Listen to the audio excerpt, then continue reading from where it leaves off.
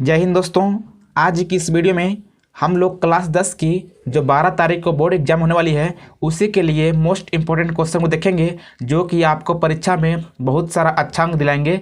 दोस्तों ये सवाल है प्रश्न नंबर 5वां ग। इससे पहले हमने 5वां ख तक वीडियो बना दी थी दोस्तों, उसमें कुछ टेक्निकल इशू आने के कारण नहीं हो पाया था, लेकिन मैंने बोला था कि अगर आपने चैनल को सब्सक्राइब कर लिया और बेल आइकन प्रेस कर लिया है तो आपको अगली सवाल मिल जाएगी। तो उसी का 5वां ग से आगे है। अगर आपने इससे पहले वाले वीडियो को नहीं देखे हैं तो भी कोई बात नहीं है, इस सवाल को देख लीजिए क्योंकि आपका एग्जाम कल ही है और आप आसानी से अच्छे अंक प्राप्त कर पाएंगे। दोस्तों इसमें आपको कुल मिला के 40 अंक के यानी कि 40 नंबर के सवाल बताए जाएंगे, जिसमें 4 अंक के और 6 अंक के मोस्ट इम्पोर्टेंट क्वेश्चन जो कि आपको परीक्षा में देखने को मिल जाएंगे। उस प्रकार का प्रश्न यहाँ पे मैं लगाऊंगा और मैं आपको समझाऊंगा। अगर आप देख लेते हैं तो आसानी से अच्छे अंक प्राप्त कर पाएंगे और इस सवाल को लगा करके आ पाएंगे। दोस्तों यहाँ पे हमने पहला प्रश्न लिया है जो कि 5वां ग है। लिखा है कि एक नाव की शांत जल में चाल 15 किमी प्रति घंटा है। नाव धारा की दिशा में 30 किमी जाने में तथा धारा के विपरीत दिशा में 30 किमी वापस लौटने में कुल 4 घंटा 30 मिनट का समय लेती है। धारा की चाल ज्ञात कीजिए। दोस्तों ये सवाल बहुत इजी है, आप आसानी से लगा पाएंगे। चलिए मैं आपको सिखाता हूँ। दोस्तों सबसे पहला काम ये कीजिएगा कि आपके सवाल में जो कहता है आपसे यानी जो पूछता है उसी को मानिएगा। यहाँ पूछा है कि धारा की चाल ज्ञात कीजिए, तो हम लोग धारा को चाल को ही मान लेंगे। यानी कि आप लिखेंगे, दोस्तों वीडियो को स्किप मत कीजिएगा क्योंकि अगर आप स्किप करेंगे तो इसका सिस्टम से आप नहीं सीख पाएंगे और आपको पता होगा कि अगर आप सिस्टम से नहीं सीखते हैं तो आप सवाल को पूरा नहीं कर पाएंगे। यानी कि हमने यहाँ पे माना है, यानी कि माना धारा की चाल, जो आपसे पूछेगा आप उसी को मानेंगे।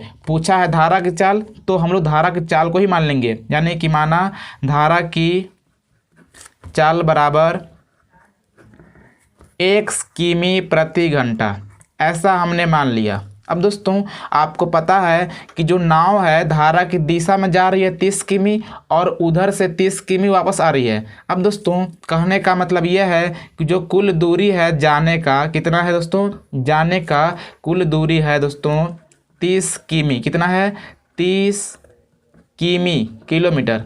अब दोस्तों आपको धारा की चाल मिल चुकी है और यहाँ पे कुल दूरी पता है 30 किमी। अब दोस्तों आप लिखेंगे कि धारा की दिशा में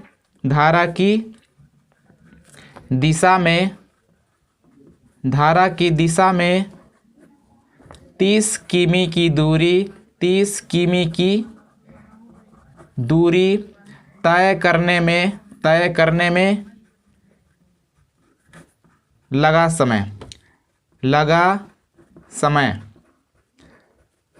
बराबर, दोस्तों आपको पता होगा कि समय बराबर दूरी बटे चाल होता है। तो दूरी कितना है, दूरी है 30 किमी और दोस्तों जो चाल होगा, चाल अगर धारा की दिशा में जाएंगे तो नाव की चाल में धारा की चाल जुट जाएगी। आपको पता होगा कि अगर आप जिधर नदी बह रही है अगर आप उसी दिशा में तैरते हैं तो आपकी स्पीड अधिक होती है। यानी कि जो धारा होता है अपने चाल के बराबर आपको आगे ढकेलता है। इसलिए जब धारा की दिशा में जाती है तो नाव की चाल में यानी कि धारा की चाल जुट जाएगी। तो नाव की चाल है 15 किमी प्रति घंटा, तो उसमें धारा की चाल को जोड़ देंगे, ये हो जाएगा हम लोग का समय। कि दूरी बटे चाल को बोलते हैं समय। तो इस प्रकार से हो गया हम लोग का इतने घंटा। इस प्रकार से अब निकालेंगे कि धारा की विपरीत दिशा में, यानी कि धारा की विपरीत दिशा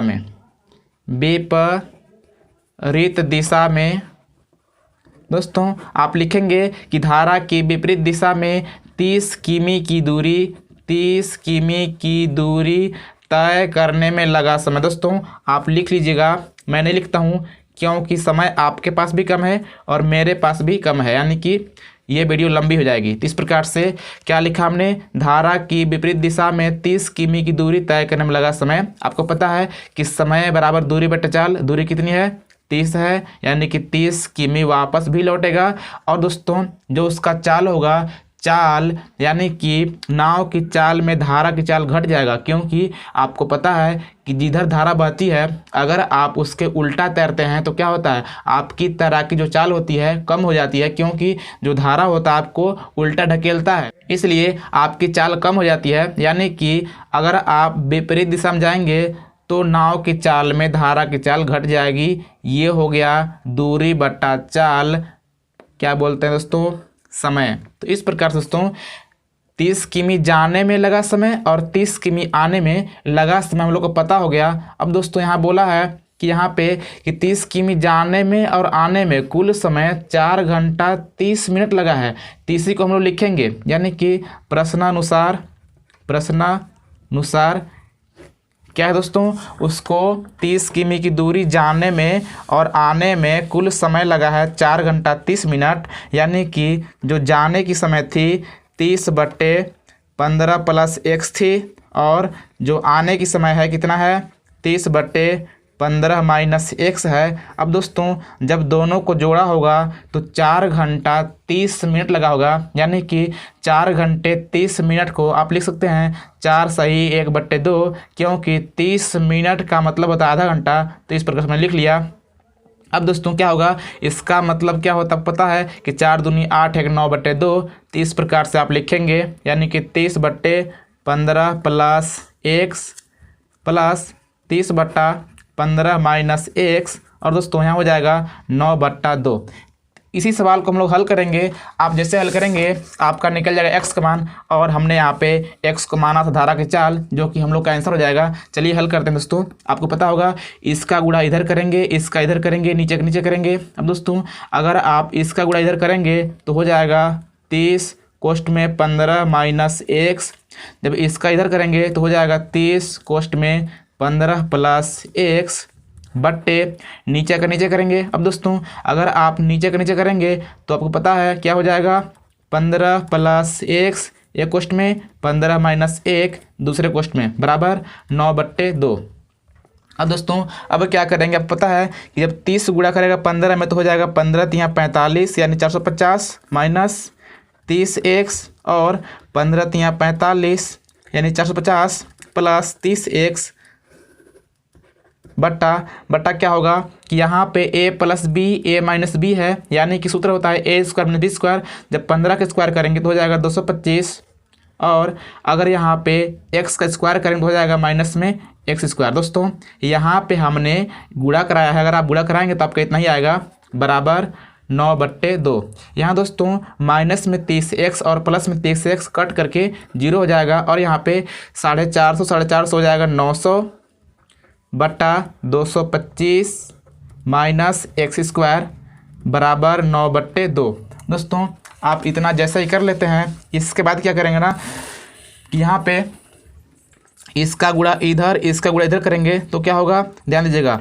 अगर इसका गुणा इधर करेंगे तो हो जाएगा 9 दूनी 1800 बराबर 9 का गुणा होगा नीचे तो कितना हो जाएगा, यानी कि ये वाला जा रहा है इधर तो 225 - x²। अब दोस्तों 1800 बराबर जब 9 गुणा करेगा 225 में तो कितना होगा, 9 × 5 = 45 के 5 हासिल 4, 9 दूनी 18, 4 22, 9 दूनी 18 और 2 20। इस प्रकार से 2025 हो जाएगा, और यहाँ पे -9x²। अब दोस्तों अब क्या करेंगे ना कि आप इसको लाएंगे इस साइड तो हो जाएगा प्लस में 9x² बराबर 2025। इसको लाता हूँ मैं इस साइड तो हो जाएगा 1800 माइनस में।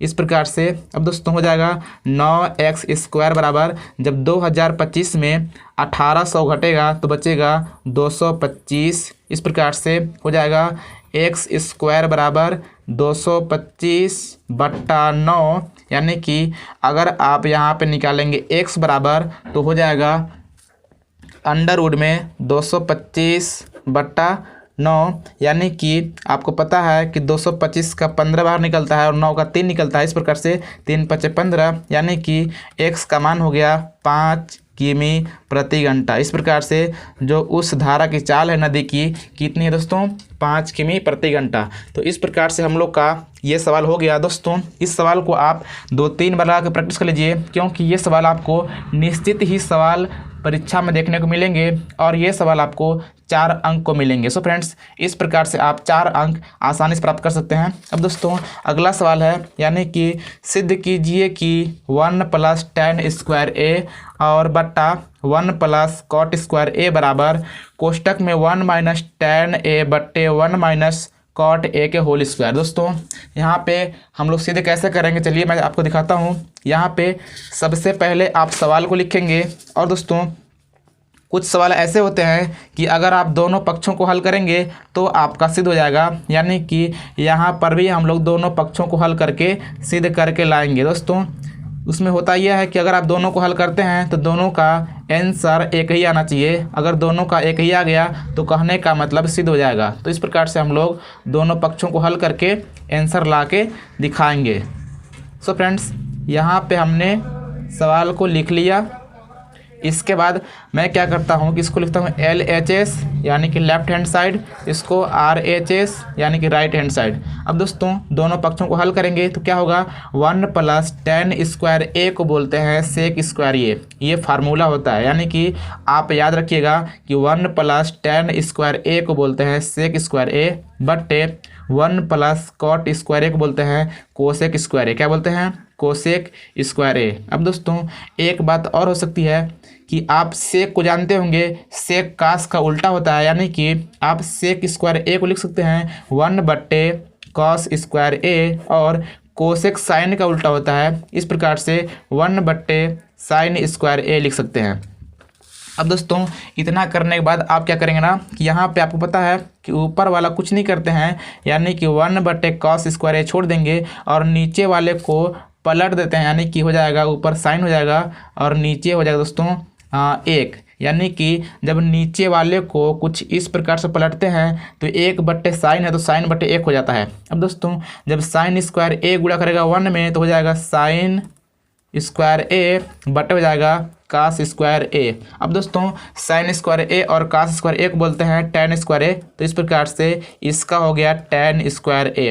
अब दोस्तों हम लोग प्रयास करेंगे कि RHS को भी हल करके tan स्क्वायर ए ला के दिखा दें ताकि दोनों पक्ष बराबर हो जाए। तो यहाँ पे जो ये वाला है, यहाँ पर है 1 + tan ए बट्टे 1 - cot ए। आपको पता होगा कि tan ए बराबर सूत्र होता है, यानी कि tan ए बराबर होता है sin ए बट्टे cos ए और cot ए बराबर होता है cos ए बट्टे sin ए।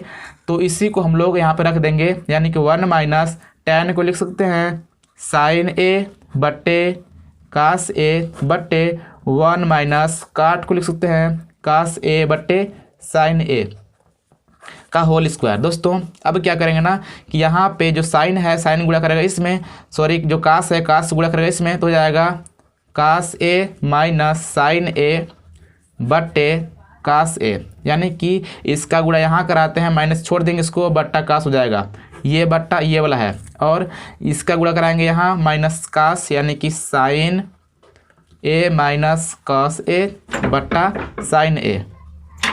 इस प्रकार से यहाँ पे आप लिख लेंगे, इसके बाद होल स्क्वायर कर देंगे। अब दोस्तों अब क्या होगा कि ऊपर का ऊपर आप छोड़ दीजिए और जिस प्रकार से हमने पलटा था नीचे उसी प्रकार से आप यहाँ भी पलट लेंगे, यानी कि क्या हो जाएगा, ऊपर वाला छोड़ देंगे दोस्तों और नीचे वाले को पलट लेंगे, यानी कि जो नीचे था इसको पलटेंगे तो साइन नीचे है तो ऊपर हो जाएगा, और यहाँ पे ये वाला है नीचे, ऊपर है तो नीचे हो जाएगा। यानी कि आपको पता हो कैसे करते हैं दोस्तों, जैसा कि हमने यहाँ पे बताया था आपको भी, यानी कि ये वाला होल स्क्वायर अपने स्थान पे, यानी कि ऊपर वाला हमने कुछ नहीं किया है, नीचे वाले को हमने पलट दिया है, ये रूल होता है जैसे कि हमने यहाँ पलटा था।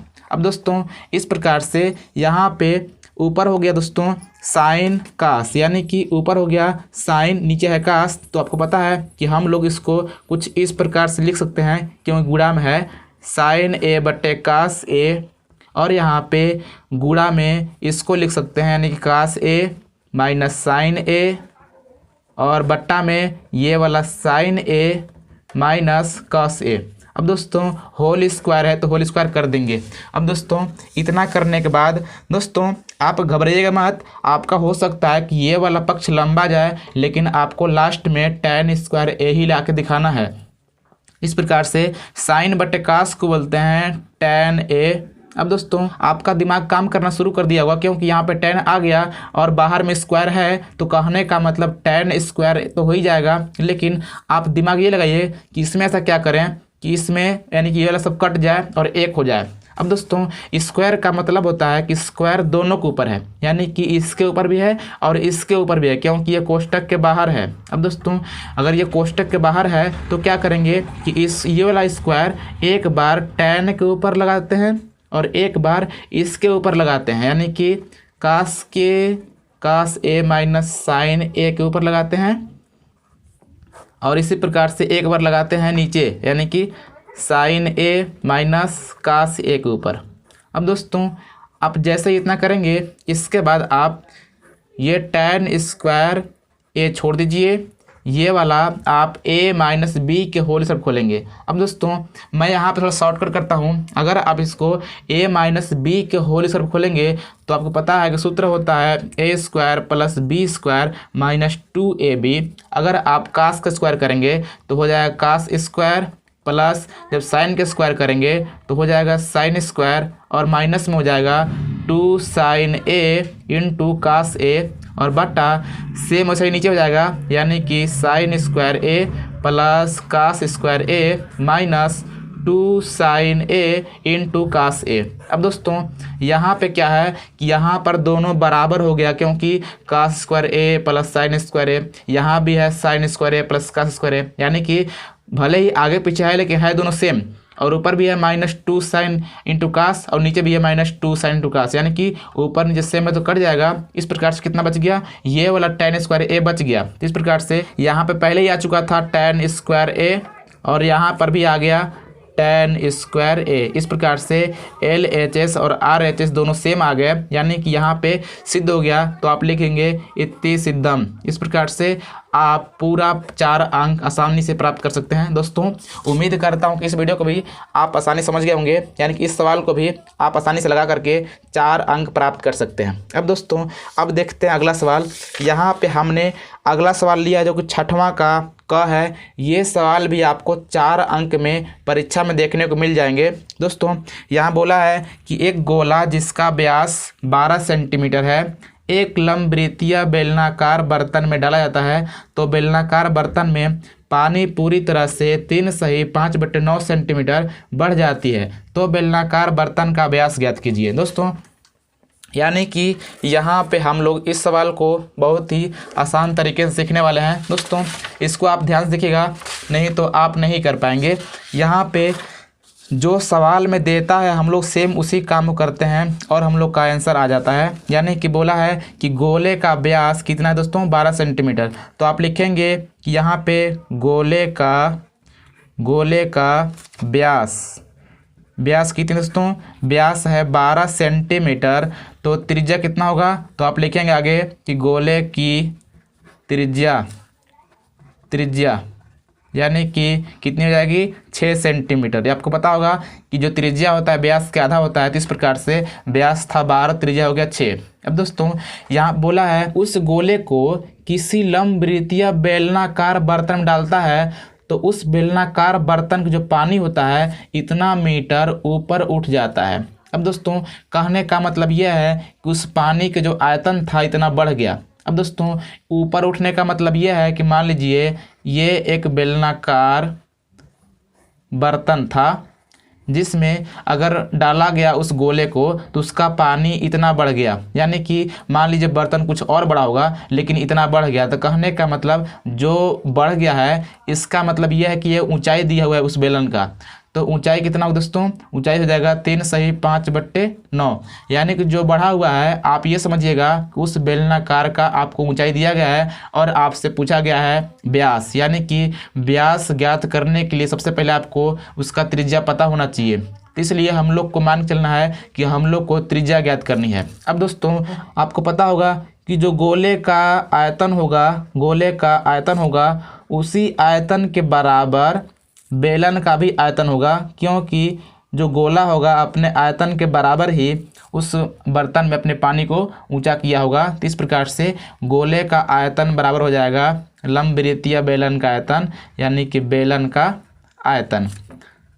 इस प्रकार से दोस्तों आप करेंगे। इस सवाल को आप आसानी से अपने कलम कॉपी से लगा लेंगे, क्योंकि अगर आप नहीं लगाते हैं, केवल देखते हैं, तो आपको वहां जाने पर दिक्कत हो सकती है। तो इस प्रकार से आप लगा लेंगे, यानी कि गोले का जो आयतन होगा बेलन के आयतन के बराबर होगा। अब दोस्तों आपको पता है कि गोले के आयतन का सूत्र होता है 4/3 पाई आर क्यू, और यहाँ पे बेलन का सूत्र होता है पाई आर स्क्वायर एच। इस प्रकार से अब दोस्तों दोनों तरफ पाई से पाई काट सकते हैं, क्योंकि पाई का मान सेम ही होता है। तो इस प्रकार से यहाँ पे पाई से पाई काट जाएगा। अब दोस्तों यहाँ पर आर से आर मत काट दीजिएगा, क्योंकि आर का मतलब त्रिज्या होता है, और यहाँ पे बेलन का जो त्रिज्या अलग है और गोले का त्रिज्या अलग है। इस प्रकार से आप आर से आर नहीं काटेंगे। अब दोस्तों यहाँ पे क्या होगा कि 4/3 अपने स्थान पे, और यहाँ पे इसका त्रिज्या पता है 6, तो आप रखेंगे 6 3 बार, क्योंकि क्यू का मतलब होता है 3 बार आप लिखेंगे गुणा में, बराबर। अब दोस्तों इसका आर पता नहीं है, छोड़ देंगे, और इसका एच पता है कितना दोस्तों 3 सही 5/9, कहने का मतलब 9 3 27, 27 5 32/9, यानी कितना है 32/9। तो इस प्रकार से आप लिखेंगे। अब दोस्तों इस वाले 3 से इसे काट भी सकते हैं, यानी 3 दूना 6 हो जाएगा। अब दोस्तों कितना हो जाएगा, यहाँ गुणा कराएंगे तो 6 6 36, 36 दूना 72, यानी कि 4 × 72 बराबर आर स्क्वायर गुणा 32/9। अब दोस्तों ये वाला 9 इधर है भाग में, अगर आप इसको लाएंगे इधर तो हो जाएगा गुणा में, यानी कितना हो जाएगा 9 × 4 × 72 बराबर आर स्क्वायर गुणा में 32। तो इस प्रकार से आप लिखेंगे। अब दोस्तों अब क्या होगा ना कि ये वाला 32 है गुणा में, अगर आप इसको लाएंगे इधर तो हो जाएगा भाग में, यानी कितना हो जाएगा 9 × 4 × 72 बट्टा में 32 बराबर आर स्क्वायर। अब दोस्तों ये वाला 4 से कट रहा है, 4 × 32 होता है, तो इस प्रकार से काटेंगे। अब दोस्तों आपको पता है कि 8 9 72 होता है। इस प्रकार से 9 × 9 हो गया, यानी कि 9 9 81 बराबर आर स्क्वायर। अब दोस्तों इसका मतलब ये हो गया कि यहाँ पे आर स्क्वायर का मान 81 हो गया। अब दोस्तों अगर आप आर का मान निकालेंगे तो हो जाएगा करड़ी में 81, और आपको पता है कि करड़ी में 81 के बाहर 9 निकलता है, क्योंकि 9 9 81 होता है। अब दोस्तों कहने का मतलब ये है कि इस बेलन का जो त्रिज्या है कितना है 9 है, तो बेलन का जो व्यास होगा कितना होगा, आपको पता है कि बेलन का जो व्यास होता है क्या होता है, त्रिज्या का 2 गुना होता है, यानी कि बेलन के व्यास को बोलते हैं 2r, यानी कि 2 अपने स्थान पे, r हो गया 9 9 दूनी 18 सेंटीमीटर। तो इस प्रकार से दोस्तों आप इस सवाल को आसानी से हल कर पाएंगे, और आपको 4 अंक केवल इतने करने मिल जाएंगे। और दोस्तों ये बहुत कठिन भी नहीं है, और आपको बहुत ज़्यादा कठिन गुणा भाग भी नहीं करना है, इसलिए इस सवाल को आप बहुत ही सावधानी से कीजिएगा। अगर आप करते हैं तो आपको 4 अंक बिना कुछ काम किए, यानी कि बिना कुछ मुसीबत के मिल जाएंगे। सो फ्रेंड्स इस प्रकार से आप सवाल कीजिएगा, जो कि आपको बहुत हेल्पफुल रहेंगे। अब दोस्तों इसी प्रकार से हमने लिया यहाँ पे सवाल नंबर 6वां का ख, जो कि बहुत ही इम्पोर्टेंट है। दोस्तों इस सवाल को भी आप बहुत ही सावधानी से देखिएगा, क्योंकि ये सवाल देखने में जितना लंबा लग रहा है आपको उतना कठिन नहीं है। ये सवाल बहुत ही सिंपल है, अगर आप देखते हैं तो आसानी से हल कर पाएंगे। दोस्तों सवाल में बोला है कि एक राजमार्ग पर 2 स्थान यानी कि ए और बी 100 किमी की दूरी पर हैं। एक कार ए से तथा दूसरी कार बी से एक ही समय चलना शुरू करती हैं। यदि ये कारें भिन्न भिन्न चालों से एक ही दिशा में चलती हैं तो वे 5 घंटे पश्चात मिलती हैं। जब वे विपरीत दिशाओं में चलना प्रारंभ करती हैं तो वे 1 घंटे पश्चात मिलती हैं। दोनों कारों की चाल ज्ञात कीजिए। दोस्तों इस सवाल को मैं आपको बहुत ही आसान तरीक़ों से प्रैक्टिकली करके सिखाऊंगा, इसलिए इसको आप स्किप मत कीजिएगा और आप एकदम चुटकी में हल करना सीख जाएंगे। दोस्तों ये मेरी गारंटी है। यहाँ पर लिखा हुआ है एक राजमार्ग पर 2 स्थान ए और बी हैं, यानी कि मान लीजिए एक स्थान ए है और एक स्थान बी है। ये मान लीजिए राजमार्ग है, इसका नाम ए है, इसका नाम बी है। दोस्तों कहा है कि दोनों के बीच की दूरी 100 किलोमीटर है, यानी कि ए से बी की बीच की दूरी दोस्तों 100 किलोमीटर है। अब दोस्तों एक ठो गाड़ी ए पर है, मान लीजिए ये हमने बना दिया गाड़ी है। इस प्रकार से एक ठो और यहाँ पे गाड़ी है, आप मान लीजिएगा। अब दोस्तों ये बात ये है कि बोला है कि वे एक ही समय एक ही दिशा में अगर चलते हैं तो 5 घंटे बाद मिलते हैं। कहने का मतलब ये है कि अगर दोनों एक ही समय एक ही दिशा में, कहने का मतलब अगर ये गाड़ी इधर जा रही है तो ये गाड़ी भी इधर जाएगी। अगर दोनों एक ही साइड जाते हैं तो वे 5 घंटे बाद मिलेंगे। अब दोस्तों 5 घंटे बाद इसलिए मिलेंगे क्योंकि हो सकता है इसका चाल कम होगा, इसका अधिक होगा, तो ये पकड़ लेता होगा इसको। अब दोस्तों इसी बात को आप समझ गए, तो जो पूछता है उसी को आप मानना है। यानी पूछा है दोनों कारों की चाल ज्ञात कीजिए, तो आप मानेंगे कि माना ए कार की चाल बराबर 1 किमी प्रति घंटा है तथा बी कार की चाल बराबर y किमी प्रति घंटा है। अब दोस्तों एक बात और है कि अगर वे दोनों एक ही दिशा में चलते हैं तो 5 घंटे बाद मिलते हैं। तो कहने का मतलब ये हुआ कि ये वाला गाड़ी भी चला होगा 5 घंटा, ये वाला गाड़ी भी चला होगा 5 घंटा। अब दोस्तों दोनों की हमको चाल पता है और दोनों की समय पता है, तो हम लोग निकालेंगे दूरी। यानी कि अगर आप दूरी निकालेंगे प्रथम शर्त अनुसार, अगर दोस्तों दोनों की दूरी निकालेंगे तो जो ए है 5 घंटे में कितना दूर जाएगा। दूरी का सूत्र होता है दूरी बराबर चाल गुणे समय। क्या होता है?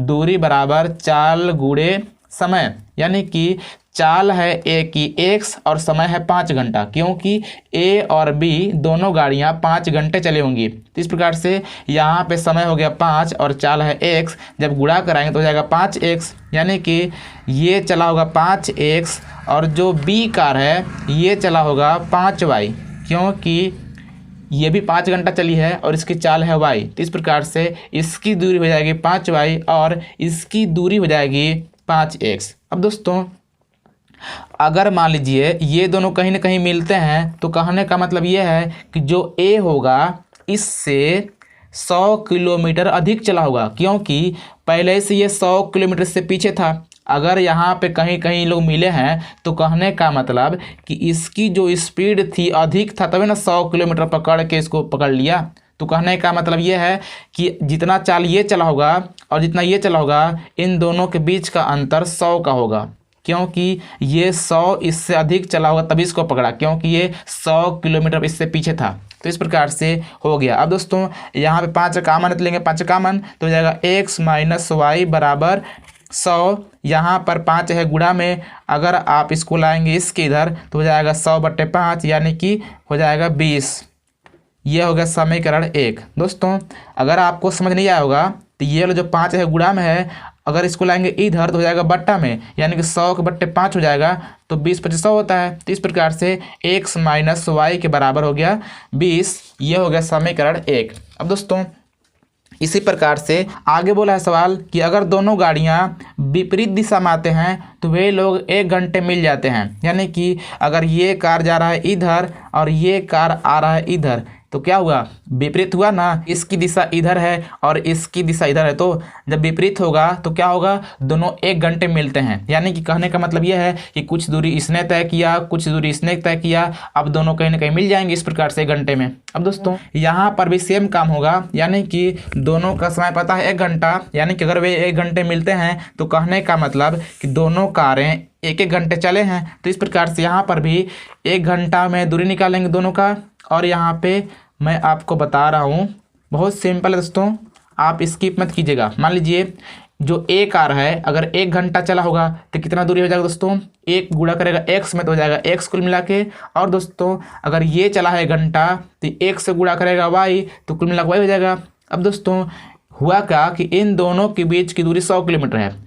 अगर ये आ रहा है इधर, ये आ रहा है इधर, और दोनों कहीं ना कहीं मिलते हैं, तो कहने का मतलब ये हुआ कि दोनों मिला करके 100 किलोमीटर दूरी तय किए। यानी कि अगर आपका दोस्त यहाँ पे है और आप यहाँ पे हैं, अगर आप जा रहे हैं इससे मिलने और ये आपसे मिलने आ रहा है, तो कहीं ना कहीं अगर आपने मिला तो क्या हुआ कि आपने कुछ दूरी तय किया था, मान लीजिए आपने दूरी किया 60 किलोमीटर और उसने किया 40 किलोमीटर, तो क्या होगा 40 और 60 मिला के कितना हो गया 100 हो जाएगा ना, यानी कि दोनों मिला के आपने 100 किलोमीटर की दूरी तय किया है। तो इस प्रकार से x प्लस वाई बराबर हो जाएगा 100। अब दोस्तों ये हो जाएगा समीकरण नंबर 2। इन दोनों को हल कर देंगे, यानी कि ये वाला समीकरण और ये वाले का आपका हो जाएगा आंसर, यानी कि एक्स वाई के मान निकाल लेंगे तो आपका आंसर हो जाएगा, क्योंकि हमने यहाँ पे ए कार की चाल x और बी कार की चाल y माना है। इस प्रकार से यहाँ पे प्लस माइनस पहले से ही है तो आप लिखेंगे जोड़ने पर, और यहाँ पे प्लस माइनस कट जाएगा तो हो जाएगा 2x बराबर 100 और 20 हो जाएगा 120, और x बराबर हो जाएगा दोस्तों 120/2 यानी कि 60। इस प्रकार से x बराबर हो जाएगा 60 किमी प्रति घंटा, यानी कि जो ए कार की चाल है कितनी है दोस्तों 60 किमी प्रति घंटा। अब दोस्तों जैसे ही आप x का मान निकाल लेते हैं तो आप लिखते हैं कि x का मान समीकरण 1 2 किसी में रखने पर, यानी कि आप यहाँ लिखेंगे कि x का मान समीकरण 1 में रखने पर, समीकरण 1 में रखने पर दोस्तों आप किसी भी समीकरण में रख सकते हैं, लेकिन ध्यान रखिएगा कि आप उसमें रखिएगा जिसमें आपको गुणा भाग कम करना पड़ेगा, यानी कि ये समीकरण 1 इजी है। तो x का मान है दोस्तों 60 माइनस वाई बराबर 20, यानी कि इधर है दोस्तों माइनस वाई बराबर 20 माइनस 60, यानी कि इसको लाएंगे इधर तो हो जाएगा माइनस में 60। अब दोस्तों माइनस वाई बराबर यहाँ पे प्लस में 20 है माइनस 60 है, 60 में 20 घटेगा तो बचेगा माइनस 40। इस प्रकार से माइनस माइनस प्लस, यानी कि वाई का जो स्पीड है कितने दोस्तों 40 किमी प्रति घंटा। इस प्रकार से ए कार की चाल 60 किमी प्रति घंटा और बी कार की चाल कितना निकल गई 40 किमी प्रति घंटा। तो आप लिखेंगे कि ए कार की चाल बराबर 60 किमी प्रति घंटा और बी कार की चाल बराबर 40 किमी प्रति घंटा। इस प्रकार से हम लोग का आंसर हो गया। दोस्तों उम्मीद करता हूं कि इस सवाल को भी आप बहुत ही आसान तरीक़ों से समझ पाए होंगे। अब दोस्तों इसे आप आसानी से परीक्षा में लगा करके 4 अंक प्राप्त कर सकते हैं। अब दोस्तों इस सवाल को स्किप मत कीजिएगा, इसी प्रकार से हम लोग अगले सवाल को देखने वाले हैं। यानी कि अगला सवाल हमने लिया है, यहाँ पर हमने छठवां का क और ख कर लिया। अब यहाँ पे हम लोग हल करेंगे छठवां का ग। यहाँ पे छठवां ग सवाल में बोला है कि समरूप त्रिभुजों के गुणों का प्रयोग करके सिद्ध कीजिए कि समकोण त्रिभुज में कर्ण का वर्ग शेष 2 भुजाओं के वर्गों के योगफल के बराबर होता है। दोस्तों आपको पता होगा कि समकोण त्रिभुज में क्या होता है कि जो कर्ण का स्क्वायर होता है, यानी कि जो वर्ग होता है क्या होता है बाकी 2 भुजाओं के वर्ग के योगफल के बराबर होता है, जो कि आपने पाइथागोरस प्रमेय में पढ़ा होगा। क्या होता है ये होता है कि कर्ण का स्क्वायर बराबर लंब का स्क्वायर प्लस आधार का स्क्वायर। अब दोस्तों हम लोग को यही सिद्ध करके लाना है, तो कैसे करेंगे दोस्तों। अब ये वीडियो बहुत सारी लंबी हो जा रही है, इसलिए मैं चाहता हूं कि इस सवाल को आपको आता होगा, लेकिन मैं आपको समझा देता हूं, आप आसानी से कर पाएंगे। दोस्तों इस सवाल को हमने पहले ही लगा लिया है, अगर आप देखेंगे तो आप समझ जाएंगे। यहाँ पर हमने सवाल को लगा लिया है, यानी कि एक समकोण त्रिभुज हमने यहाँ पे बना लिया है। अब दोस्तों इस समकोण त्रिभुज का हमने नाम रख दिया है ABC। दोस्तों इसको बोलते हैं लंब, इसको बोलते हैं आधार, इसको बोलते हैं कर्ण। अब दोस्तों यहाँ पे हमने AC पर एक लंब डाल दिया है, जो कि इससे क्या होता है कि आपको पता है कि अगर किसी भी समकोण त्रिभुज में अगर आप लंब डालते हैं तो क्या होता है समरूप होता है, यानी कि दोनों एक ही रूप के होते हैं। अब दोस्तों यहाँ पर हमने लिखा है सिद्ध करना है कर्ण के स्क्वायर बराबर लंब के स्क्वायर प्लस आधार के स्क्वायर। तो कहने का मतलब कर्ण कौन है, कर्ण है AC, तो कहने का मतलब AC स्क्वायर प्लस लंब कौन है, लंब है AB, तो AB स्क्वायर प्लस आधार कौन है BC है, तो BC स्क्वायर। अब दोस्तों हमने यहाँ पे हिंदी में आपको समझने के लिए लिखा था, लेकिन यहाँ पे आपको कुछ इस प्रकार से सिद्ध करना है। अब दोस्तों यहाँ पे क्या है कि यहाँ पे हमने लिखा है कि जो BD है AC पर लंब है, यानी कि जो BD है ये वाला BD क्या है AC पर लंब है। दोस्तों अब क्या होगा कि अगर ये वाला जो BD है AC पर लंब होगा तो इस प्रकार से त्रिभुज ABC सिमिलर होगा, यानी कि समरूप होगा त्रिभुज ABD, यानी कि ABC ABD के क्या होगा समरूप होगा। दोस्तों इसमें आपको 3 ठो त्रिभुज दिखाई दे रहा होगा, जो कि एक ठो पूरा है बड़ा सा, जो कि हमने शुरुआत में बनाया था, और जब आप लंब डाल दिए तो यहाँ पर दो ठो समकोण त्रिभुज और बन गया, एक ठो इधर बन गया, एक ठो इधर बन गया। तो इस प्रकार से जो बड़ा वाला त्रिभुज है एक बार इसके भी समरूप होगा और एक बार इसके भी समरूप होगा, यानी कि इतना के सिर्फ, क्योंकि ये वाला भी समकोण है और ये वाला भी समकोण बना हुआ है। तो इस प्रकार से मैं चलता हूँ एक बार त्रिभुज किसमें, ABC और ABD में। अब दोस्तों आपको पता होगा कि समरूप त्रिभुज में जो भुजाओं का जो अनुपात होता है क्या होता है, बराबर होता है। इस प्रकार से हमने लिखा है कि AB बटे AD, यानी कि अगर बड़े वाला का लंब लेंगे तो इसका भी लंब लेंगे तो कौन होगा, इसका हो जाएगा AD बराबर, अगर बड़े वाले कर्ण लेंगे यानी कि AC लेंगे तो इसका भी कर्ण लेंगे तो इसका कर्ण कौन होगा, इसका कर्ण होगा दोस्तों AB हो जाएगा। यानी कि अगर ये वाला समकोण त्रिभुज है तो क्या होगा, इसका लंब ये, आधार ये, कर्ण ये हो जाएगा। तो इस प्रकार से दोस्तों हमने ले लिया। अब दोस्तों आपको पता है कि इसका गुणा इधर करते हैं, इससे गुणा इधर करते हैं, जब इसका गुणा इधर करेंगे तो हो जाएगा AB² बराबर, इसका गुणा करेंगे इधर तो लिखेंगे आप AD इंटू AC, इसको मानेंगे समीकरण 1। अब दोस्तों हमने यहाँ पे एक बार बड़े वाले में और एक बार इसमें आकर के एक ठो बना लिया समीकरण।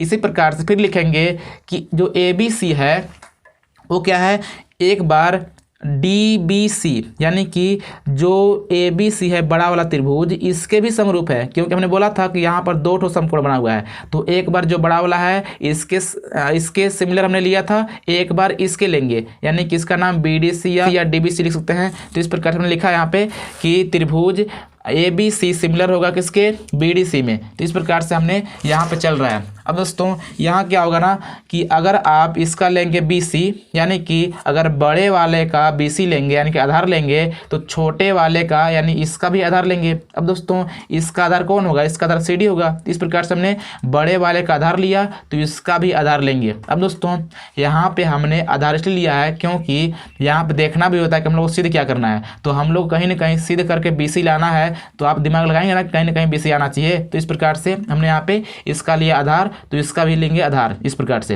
अब दोस्तों इसमें हमने क्या किया, बड़े वाले का लिया है कर्ण, यानी कि बड़े वाले का हमने कर्ण लिया है तो बड़े वाले कर्ण है AC। अब दोस्तों अगर इसकी बात करें तो इसका अगर ये वाला आधार है तो ये लंब होगा और ये वाला कर्ण होगा, तो इस प्रकार छोटे वाला कर्ण कौन होगा, BC होगा। इस प्रकार से हमने यहाँ पे ले ली BC।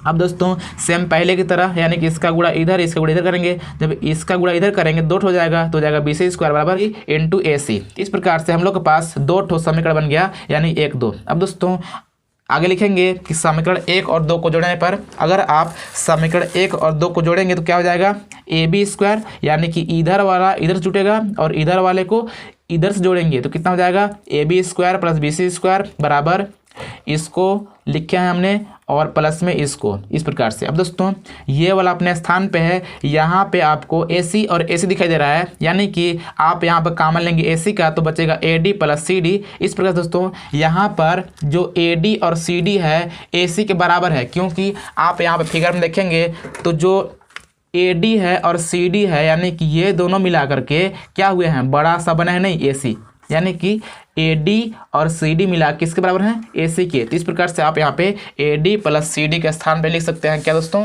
आप लिख सकते हैं AC। अब दोस्तों AC एक तो पहले से था, एक तो और हो गया, यानी कि हो जाएगा AC²। इस प्रकार से हम लोग का सिद्ध हो गया, यानी कि इसको आप सीधा करके भी लिख सकते हैं AC² बराबर AB² प्लस BC², जो कि हमने शुरुआत में ही लिखा था कि सिद्ध करना है। यहाँ पे आप देख पाएंगे जो कि यहाँ पे लिखा था हमने। तो इस प्रकार से हम लोग का आ गया है दोस्तों। उम्मीद करता हूँ कि इस सवाल को भी आप बहुत ही आसान तरीक़ों से लगा पाएंगे और आपके लिए सवाल भी बहुत ईजी हो गया है। अब दोस्तों इसी प्रकार देखते हैं अगला सवाल। दोस्तों ये सवाल बहुत ही खास था। इस सवाल को आप कितना बार प्रैक्टिस करके लेकिन आप इसको कंफर्म करके ही जाएगा, क्योंकि आपको ये सवाल अधिकतर चांस है, यानी कि 99% चांस है कि ये सवाल आपको बोर्ड एग्जाम में देखने को मिल जाएंगे। सो फ्रेंड्स दोस्तों यहाँ पे 7 नंबर वाले सवाल को आप बहुत ध्यान से देखिएगा। इसमें आप 1 सेकेंड भी स्किप मत कीजिएगा, क्योंकि आपके लिए ये सवाल बहुत ही इंपॉर्टेंट है, क्योंकि ये सवाल 6 अंक के आते हैं। दोस्तों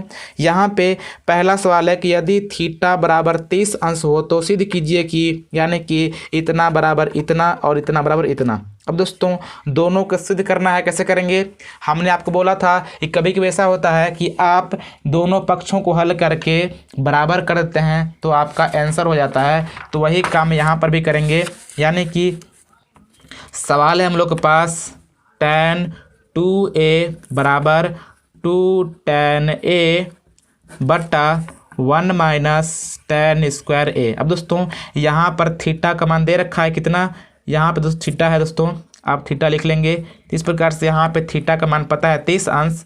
अगर आप यहाँ पे 30 अंश रखेंगे तो 30 दूना 60 अंश हो जाएगा। दोस्तों यहाँ पर मैं शॉर्टकट ही कर लेता हूँ, आप समझिएगा। यहाँ पे तो कितना हो जाएगा दोस्तों, आपको पता है कि tan 60 अंश का मान होता है √3। अब दोस्तों जिस प्रकार से इसका आया है √3, हम लोग प्रयास करेंगे कि इसका भी अगर इतना ही आ जाएगा तो हम लोग का सिद्ध हो जाएगा, यानी कि यहाँ पे 2 अपने स्थान पे।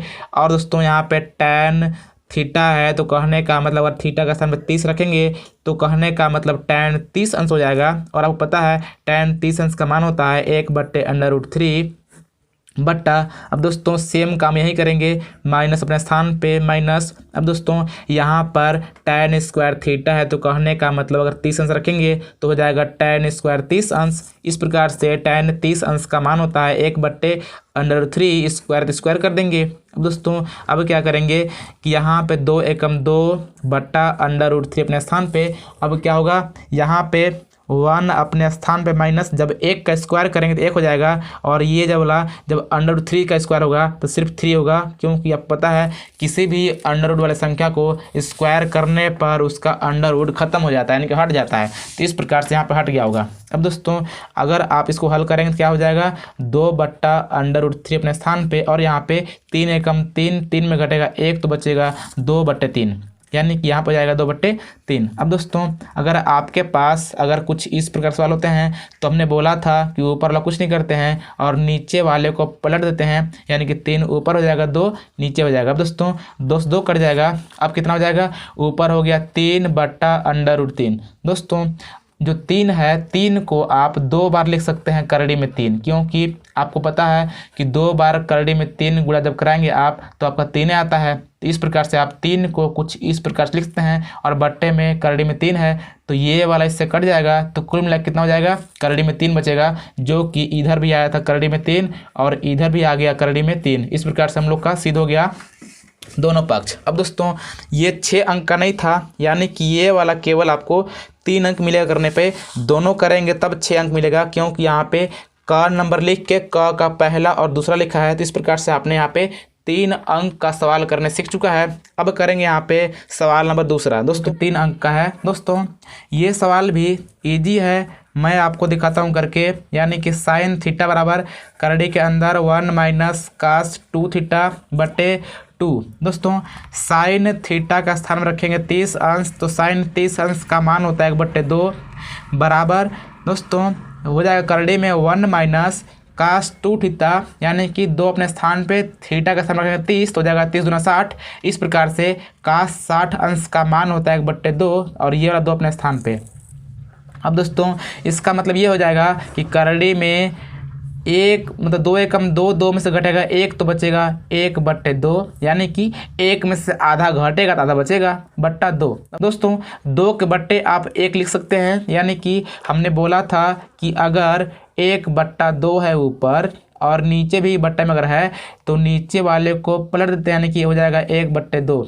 अगर 2/1 है तो 1 ऊपर हो जाएगा 2 नीचे हो जाएगा। इस प्रकार से कितना हो जाएगा दोस्तों, 1/4 हो जाएगा करड़ी के अंदर। अब दोस्तों आपको पता है कि 1 का बाहर 1 निकलता है और 4 के बाहर 2 निकलता है, तो इस प्रकार से इसका भी आ गया 1/2 और इसका भी आया था 1/2। तो इस प्रकार से दोनों का आ गया 1/2, यानी कि इसका आप लिखेंगे कि 1/2 बराबर 1/2, यानी कि LHS बराबर RHS। इस प्रकार से आप इस प्रकार से 6 अंक प्राप्त कर पाएंगे। दोस्तों इसी प्रकार से यहाँ पे हमने लिया है सवाल नंबर 7वां के क का ही अथवा में एक सवाल है, इसको भी आप सही से देखिएगा। यानी कि सवाल में बोला है कि एक वायुयान 2 मकानों के ऊपर से उड़ रहा है जिनके बीच की निम्नतम दूरी 300 मीटर है। यदि किसी समय वायुयान से एक ही दिशा में दोनों मकानों के अवनमन कोण क्रमशः 45 अंश और 60 अंश है तो वायुयान कितनी ऊंचाई पर उड़ रहा है। यानी दोस्तों एक बात है कि 2 ठो मकान है, जो कि एक ठो यहाँ है एक ठो यहाँ है। दोस्तों बोला है कि दोनों मकानों के बीच की दूरी कितनी है, 300 मीटर की है। कितनी की है, 300 मीटर की। अब दोस्तों इन दोनों मकानों के ऊपर एक ठो हवाई जहाज उड़ रहा है, मान लीजिए हेलीकॉप्टर होगा इस प्रकार से। अब दोस्तों ये बोल रहा है किसी समय इन दोनों के बीच की जो अवनमन कोण है कितना बना दोस्तों, 45 अंश और 60 अंश। यानी कि अगर मान लीजिए इसका बन रहा है 45 तो इसका बनेगा 60। अब दोस्तों ये वाला 45 तो ये वाला भी 45 बनेगा, और ये वाला 60 तो ये वाला भी 60 अंश बनेगा। इस प्रकार से दोस्तों बोला है कि वायुयान कितनी ऊंचाई पर उड़ रहा है, यानी कि ऊंचाई पूछा है। दोस्तों ऊंचाई इसको बोलेंगे, ना कि तिरछा को, इसको मत बोलिएगा ऊंचाई, ऊंचाई सीधा होता है इस प्रकार से। अब दोस्तों ऊंचाई पूछा है तो ऊंचाई को हम लोग एच मान लेंगे। अब दोस्तों इसको करने के लिए आप इसका नाम रख लेंगे ए बी सी डी। दोस्तों एक बात और है कि यहाँ पर सी और बी की बीच की दूरी और यहाँ पर बी और डी की बीच की दूरी को हम लोग मान लेंगे। यानी कि अगर आप मानेंगे इसको x तो ये वाला हो जाएगा 300 माइनस एक्स, क्योंकि अगर आप 300 में घटाएंगे x को, यानी इतना घटाएंगे तो ये वाला मिल जाएगा। तो इस प्रकार से हम लोगों ने यहाँ पे सब कुछ प्राप्त कर चुका है। अब दोस्तों यहाँ पे क्या करेंगे कि आप चलेंगे एक बार त्रिभुज किसमें, ए बी सी में, यानी कि आप किसी में चल सकते हैं, लेकिन मैं यहाँ पे ए बी सी में चल रहा हूँ। दोस्तों ख्याल रखिएगा आपको एच का मान निकालना है, ना कि एक्स का। लेकिन दोस्तों यहाँ पर जो लंब है, लंब कितना है, एच है, कितना है, एच है, बटे आधार कितना है 300 माइनस एक्स, 300 माइनस एक्स बराबर tan 45 अंश। कितना होगा, tan 45 अंश, क्योंकि लंब बटे आधार को बोलते हैं tan थीटा, यानी कि थीटा का मान है 45 अंश। इस प्रकार से हो गया h बाई 300 माइनस एक्स बराबर tan 45 अंश का मान दोस्तों 1 होता है। इस प्रकार से h बराबर हो जाएगा 300 माइनस एक्स। अब दोस्तों अगर आप यहाँ पे देखेंगे तो h बराबर मिल गया आपको 300 माइनस एक्स, इसको मानते हैं समीकरण 1। अब दोस्तों इसी प्रकार से मैंने यहाँ पे चला था समीकरण यानी त्रिभुज ए बी सी में, तो अब आप चलेंगे त्रिभुज ए बी डी में, यानी कि एक बार इसमें चले तो एक बार चलेंगे इसमें। तो कितना होगा, त्रिभुज ए बी डी में क्या होगा दोस्तों, लंब है h बटे आधार है x यहाँ पे बराबर tan 60 अंश। इस प्रकार से अब दोस्तों h बाई एक्स बराबर tan 60 अंश का मान होता है करड़ी में 3, यानी कि यहाँ पे क्या हो जाएगा दोस्तों, ध्यान दीजिएगा, यहाँ पे हो जाएगा h बराबर x करड़ी में 3। अब दोस्तों हम लोग को निकालना है किसका मान, h का मान। अगर आपको निकालना है h का मान तो आप यहाँ पे x के स्थान पे x का मान रखेंगे। अब दोस्तों अगर आपको x का मान निकालना है तो क्या करेंगे यहाँ पे ना, कि आप यहाँ पे लिखेंगे h का मान आप इसमें रख लीजिए, यानी कि अगर आप h का मान इसमें रखेंगे तो कितना हो जाएगा, यानी कि इसको मानिए समीकरण दूसरा नंबर। अब दोस्तों यहाँ पर h बराबर कितना मिल चुका है, यहाँ पर 300 माइनस एक्स है, यानी कि h का मान पहले हम लोग को मिल चुका है, तो हम लोग यहाँ पे h के स्थान पे 300 माइनस एक्स रख दिए बराबर x√3 है। अब दोस्तों अब क्या करेंगे ना कि इस वाले x को लाएंगे इधर, तो क्या हो जाएगा x करड़ी में 3 प्लस में x, यानी कि हमने इसको लाया है इधर, बराबर बचेगा 300। अब दोस्तों यहाँ पर x कॉमन लेंगे तो हो जाएगा करड़ी में 3 प्लस 1 बराबर 300। इस प्रकार से अगर आप निकालेंगे x का मान तो हो जाएगा 300 बट्टा √3 प्लस 1। इस प्रकार से x का मान निकल गया। अब दोस्तों अगर आपका आंसर में अगर करड़ी आता है तो वहाँ पे आप कराते हैं परिमेयकरण, यानी कि 300 बट्टे √3 प्लस 1 है, तो यहाँ पे √3 माइनस 1 से ऊपर नीचे गुणा कराएंगे तो क्या हो जाएगा 300 करड़ी में √3 माइनस 1 बट्टा यहाँ पर होता है a plus B a minus B, यानी कि a स्क्वायर अब माइनस बी स्क्वायर, जब √3 का स्क्वायर करेंगे तो 3 हो जाएगा माइनस 1, यानी कि 300 और करड़ी में √3 माइनस 1। इस प्रकार से अगर 2, इस प्रकार से ये वाले 2 से आप काट भी सकते हैं, यानी हो जाएगा 150, यानी दोस्तों कितना हो जाएगा 150 और करड़ी में √3 माइनस 1।